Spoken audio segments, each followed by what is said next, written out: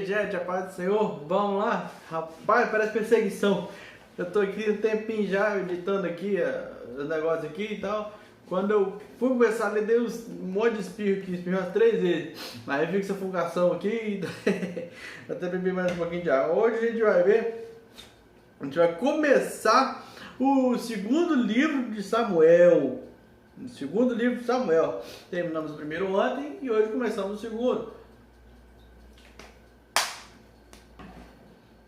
Vamos embora então. Dia 5 de maio, dia 94. Gente, já estamos chegando dia 100. Vamos lá. Depois da morte de Saul, Davi retornou de sua vitória sobre os amalequitas. Fazia 2 dias que ele estava em Ziclag, quando, no terceiro dia, chegou um homem que vinha do acampamento de Saul, com as roupas rasgadas e terra na cabeça. Ao aproximar-se de Davi, prostrou-se rosto em terra em sinal de respeito. Davi então lhe perguntou: de onde você vem? Ele respondeu: fugi do acampamento israelita. Disse Davi: conte-me o que aconteceu. E o homem contou: nosso exército fugiu da batalha. Deixa eu ler de novo. O nosso exército fugiu da batalha e muitos morreram. Saul e Jonatas também estão mortos. Então Davi perguntou ao jovem que lhe trouxera as notícias: como você sabe que Saul e Jonatas estão mortos? O jovem respondeu: cheguei por acaso ao monte Gilboa, e lá estava Saul, apoiado em sua lança. Os carros de guerra e os oficiais da cavalaria estavam a ponto de alcançá-lo, quando ele se virou e me viu. Chamou-me gritando, e eu disse: aqui estou. Ele me perguntou: quem é você? Sou amalequita, respondi. Então ele me ordenou: venha aqui e mate-me. Estou na angústia da morte. Por isso aproximei-me dele e o matei, pois sabia que ele não sobreviveria ao ferimento. Peguei a coroa e o bracelete dele e trouxe-os a ti, meu senhor. Então Davi rasgou suas vestes, e os homens que estavam com ele fizeram o mesmo, e se lamentaram, chorando e jejuando até o fim da tarde, por Saul e por seu filho Jonatas, pelo exército do Senhor e pelo povo de Israel, porque muitos haviam sido mortos à espada.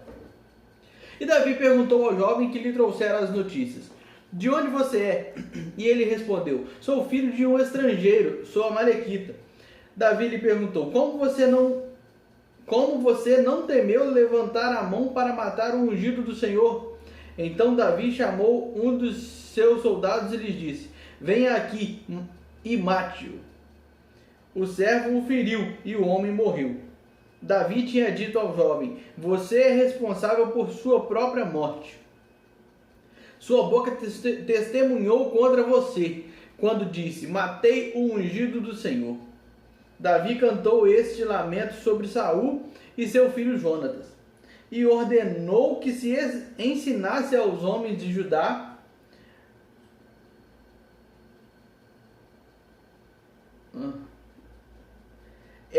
o lamento. Deixa eu ler de novo que ficou mal interpretado.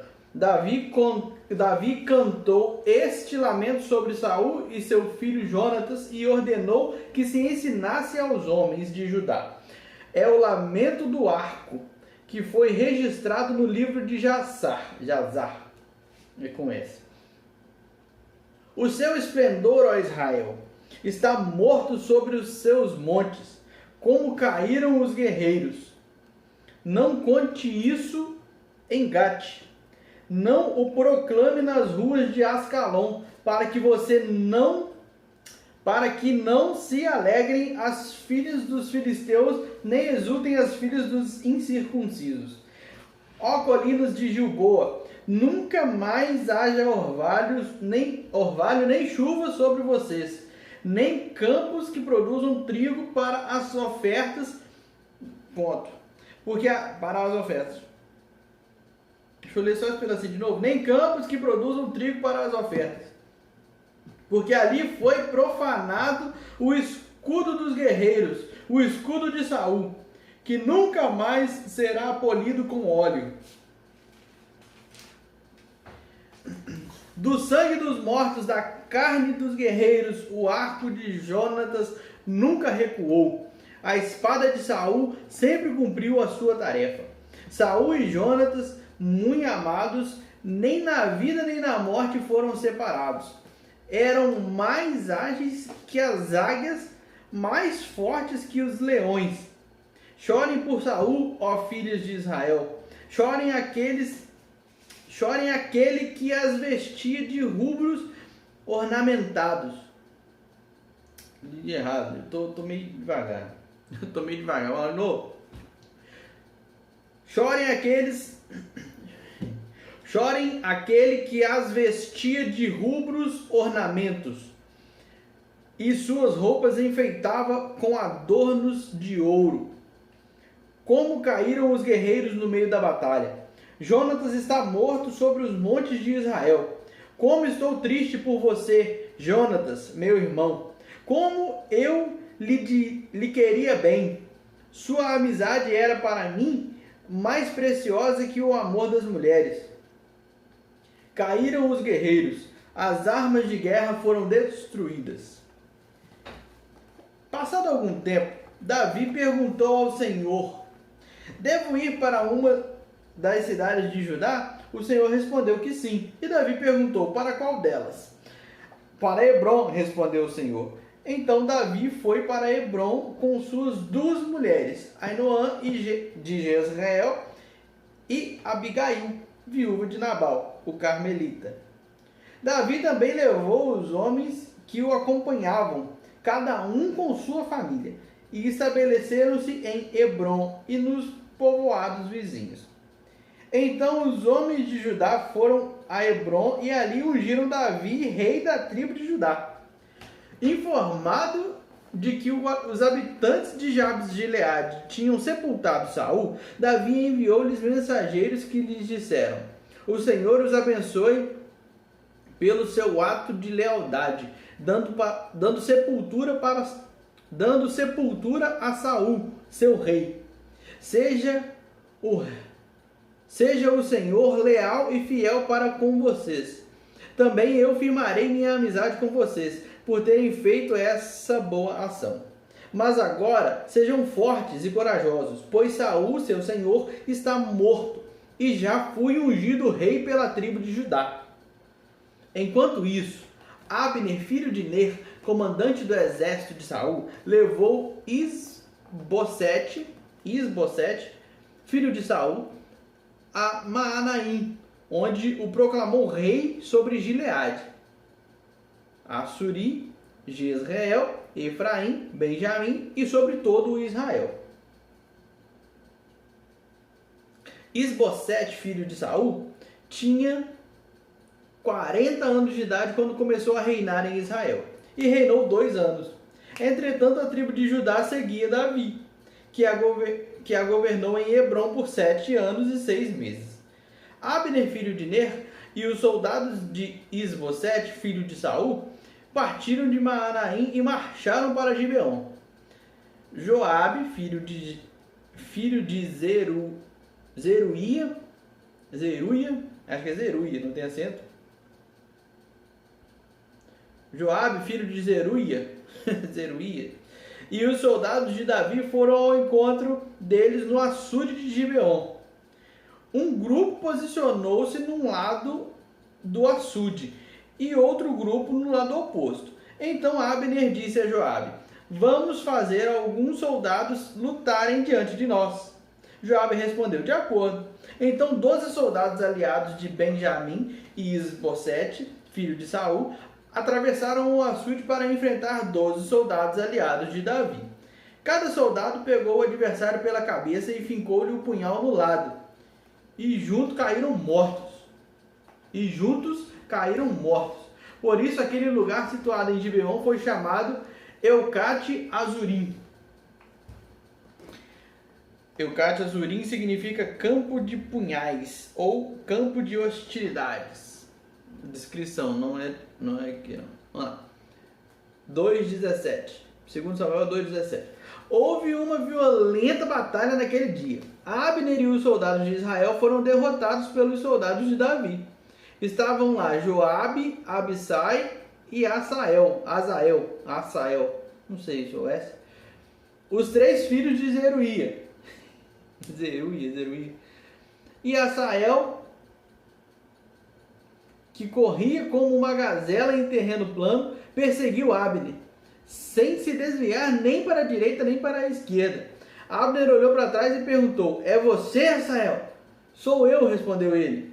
Disse-lhe então Abner: é melhor você se desviar para a direita ou para a esquerda, capturar um dos soldados e ficar com as armas dele. Mas Asael não quis parar de persegui-lo.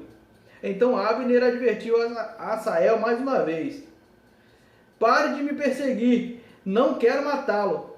Como eu poderia olhar para seu irmão Joabe nos olhos de novo?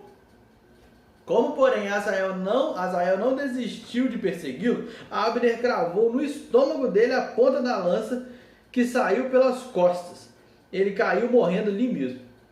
E paravam todos os que chegavam ao lugar onde Asael estava caído. Então Joabe e Abissai perseguiram Abner. Ao pôr do sol chegaram à colina de Amá, de fronte de Gia, no caminho para o deserto de Gibeon. Os soldados de Benjamim, seguindo Abner, reuniram-se formando um só grupo e ocuparam o alto de uma colina. Então Abner gritou para Joabe: o derramamento de sangue vai continuar? Não vê que isso vai trazer amargura? Quando é que você vai mandar o seu exército parar de perseguir os seus irmãos? Respondeu Joabe: juro pelo nome de Deus que, se você não tivesse falado, o meu exército perseguiria os seus irmãos até de manhã. Então Joabe tocou a trombeta e o exército parou de perseguir Israel e de lutar. Abner e seus soldados marcharam pela Arabá durante toda a noite. Atravessaram o Jordão, marcharam durante a manhã inteira e chegaram a Maanaim. Quando Joabe voltou da perseguição a Abner, reuniu todo o exército e viram que faltava 19 soldados, além de Asael. Mas os soldados de Davi tinham matado 360 benjamitas que estavam com Abner. Levaram Asael e o sepultaram no túmulo de seu pai, em Belém. Depois disso, Joabe e seus soldados marcharam durante toda a noite e chegaram a Hebrom ao amanhecer. A guerra entre as famílias de Saul e de Davi durou muito tempo. Davi tornava-se cada vez mais forte, enquanto que a família de Saul se enfraquecia. Estes foram os filhos de Davi nascidos em Hebrom. O seu filho mais velho era Aminon, filho de Ainoã, de Jezreel. O segundo, Quileabe, de Abigail, viúva de Nabal, de Carmelo. O terceiro, Absalão, de Maaca, filho de Talmai, rei de Gessur. O quarto, Adonias, de Agite.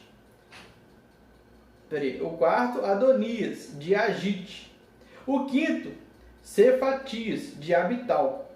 O sexto, Itreão, de sua mulher Eglá. Esses foram os filhos de Davi que lhe nasceram em Hebrom. Enquanto transcorria a guerra entre as famílias de Saul e de Davi, Abner foi se tornando poderoso na família de Saul. Saul tivera uma concubina chamada Rispa, filha de Aiá. Certa vez, Isbosete perguntou a Abner: por que você se deitou com a concubina de meu pai? Abner ficou furioso com a pergunta de Isbosete e exclamou: por acaso eu sou um cão a serviço de Judá? Até agora tenho sido leal à família de Saul, seu pai, e aos parentes e amigos dele, e não deixei que você caísse nas mãos de Davi. Agora você me acusa de um delito envolvendo essa mulher?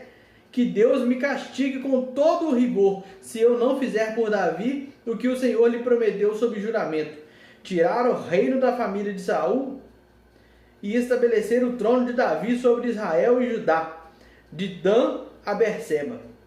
Isbosete não respondeu nada a Abner, pois tinha medo dele. Então Abner enviou mensageiros a Davi com esta proposta: a quem pertence esta terra? Faze um acordo comigo e eu te ajudarei a conseguir o apoio de todo o Israel. Está bem, disse Davi. Farei um acordo com você, mas com uma condição: não compareça à minha presença quando vier me ver sem trazer... não compareça à minha presença quando vier me ver sem trazer-me Mical, filha de Saul. E Davi enviou mensageiros a Isbosete, filho de Saul, exigindo: entregue-me minha mulher Mical, com quem me casei pelo preço de 100 prepúcios de filisteus. Diante disso, Isbosete mandou que a tirassem do seu marido Paltiel, filho de Laís. Mas Paltiel foi atrás dela e a seguiu chorando até Baurim.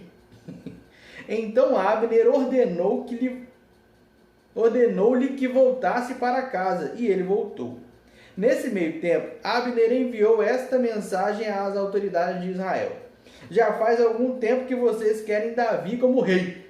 Agora é o momento de agir, porque o Senhor prometeu a Davi: por meio de Davi, meu servo, livrarei Israel do poder dos filisteus e de todos os seus inimigos.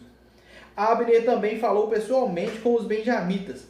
Depois foi a Hebrom dizer a Davi tudo o que Israel e a tribo de Benjamim haviam aprovado. Quando Abner, acompanhado de 20 homens, apresentou-se a Davi em Hebrom, este ofereceu um banquete para ele e para os homens que o acompanhavam. Disse então Abner a Davi: deixa que eu me vá e reúna todo o Israel, meu senhor, para que façam um acordo contigo, ó rei, e reine sobre tudo o que desejares. Davi o deixou ir, e ele se foi em paz.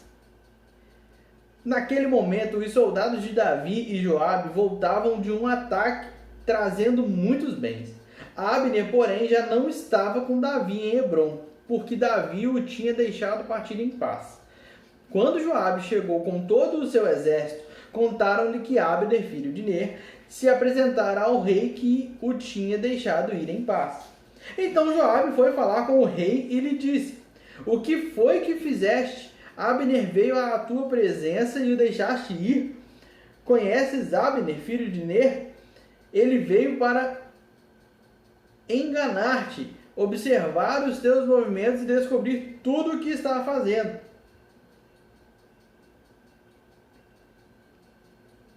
Saindo da presença de Davi, Joabe enviou mensageiros atrás de Abner e eles o trouxeram de volta, desde a cisterna de Sirá. Mas Davi não ficou sabendo disso.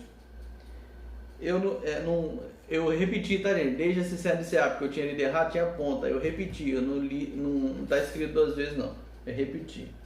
Eu vou ler de novo esse negócio da cisterna de Sirá. 26. Saindo da presença de Davi, Joabe enviou mensageiros atrás de Abner e eles o trouxeram de volta, desde a cisterna de Sirá. Mas Davi não ficou sabendo disso. Quando Abner retornou a Hebrom, Joabe o chamou à parte na porta da cidade sob o pretexto de falar-lhe em particular, e ali mesmo o feriu no estômago. E Abner morreu por ter derramado o sangue de Azael, irmão de Joabe. Mais tarde, quando Davi soube o que tinha acontecido, disse: eu e o meu reino perante o Senhor somos para sempre inocentes do sangue de Abner, filho de Ner. Caia a responsabilidade pela morte dele sobre a cabeça de Joabe e de toda a sua família. Jamais falte entre os seus descendentes quem sofra fluxo ou lepra, quem use muletas, quem morra à espada ou quem passe fome. Assim Joabe e seu irmão Abisai mataram Abner, porque ele havia matado Azael, irmão deles, na batalha de Gibeon. Então Davi disse a Joabe e a todo o exército que o acompanhava: rasguem suas vestes, vistam roupas de luto e vão chorando à frente de Abner. e o rei Davi seguiu atrás da maca que levava o corpo. Enterraram-no em Hebrom, e o rei chorou em alta voz junto ao túmulo de Abner, como também todo o povo. Então o rei cantou este lamento por Abner. Porque morreu Abner como morrem os Porque morreu Abner como morrem os insensatos. Suas mãos não estavam algemadas, nem seus pés acorrentados. Você caiu como quem cai perante homens perversos. E todo o povo chorou ainda mais por ele. Depois, quando o povo insistiu com Davi que ele comesse alguma coisa, enquanto ainda era dia, Davi fez este juramento: Deus me castigue com todo o rigor, caso eu prove pão ou qualquer outra coisa antes do pôr do sol. Todo o povo ouviu isso e o aprovou. De fato, tudo o que o rei fazia, o povo aprovava. Assim, naquele dia, todo o povo e todo o Israel reconheceram que o rei não tivera participação no assassinato de Abner, filho de Ner. Então o rei disse aos seus conselheiros: Não percebem que caiu hoje em Israel um líder, um grande homem? Embora rei ungido, ainda sou fraco. E esses filhos de Zeruia são mais fortes do que eu. Que o Senhor retribua o malfeitor de acordo com as suas más obras. Ao saber que Abner havia morrido em Hebrom, Isbosete, filho de Saul, perdeu a coragem, e todo o Israel ficou alarmado. Ora, o filho de Saul tinha a seu serviço 2 líderes de grupos de ataque. Um deles chamava-se Baaná e o outro Recabe. Ambos filhos de Rimon, de Beerote, da tribo de Benjamim. A cidade de Beerote era considerada parte de Benjamim. Eu li de novo aqui de Beerote, tá? Não está escrito 2 vezes não. O povo de Beerote fugiu para Gitaim e até hoje vive ali como estrangeiro. Abre parênteses. Jonatas, filho de Saul, tinha um filho aleijado dos pés. Ele tinha 5 anos de idade quando chegou a notícia de Jezreel de que Saul e Jonatas haviam morrido. Sua ama o apanhou e fugiu, mas na pressa ela o deixou cair e ele ficou manco. Seu nome era Mefibosete. Fecha parênteses. Mefibosete. Aconteceu então que Recabe e Baaná, filhos de Rimon, de Beerote, foram à casa de Isbosete, na hora mais quente do dia, na hora do seu descanso do meio-dia. Os 2 entraram na casa como se fossem buscar trigo, transpassaram-lhe o estômago e depois fugiram. Eles haviam entrado na casa enquanto Isbosete estava deitado em seu quarto. Depois de o transpassarem e o matarem, cortaram-lhe a cabeça, e levando-a, viajaram toda a noite pela rota da Arabá. Levaram a cabeça de Isbosete a Davi, em Hebrom, e lhe disseram: Aqui está a cabeça de Isbosete, filho de Saul, teu inimigo, que tentou tirar-te a vida. Hoje o Senhor vingou o nosso rei e senhor, de Saul e de sua descendência. Davi respondeu a Recabe e a Baaná, seu irmão, filhos de Rimon, de Beerote: Juro pelo nome do Senhor, que me tem livrado de todas as aflições. Quando um homem me disse que Saul estava morto, pensando que me trazia boa notícia, eu o agarrei e o matei em Ziclag, como recompensa pela notícia que trouxe. Muito mais agora que homens ímpios mataram um inocente em sua própria casa e em sua própria cama. Vou castigá-los e eliminá-los da face da terra, porque vocês fizeram correr o sangue dele. Então Davi deu ordem a seus soldados, e eles o mataram. Depois cortaram as mãos e os pés deles e penduraram os corpos junto ao açude de Hebron. Mas sepultaram a cabeça de Isbosete no túmulo de Abner, em Hebron. Aí acabou aqui o 4. Até amanhã. Vai ser.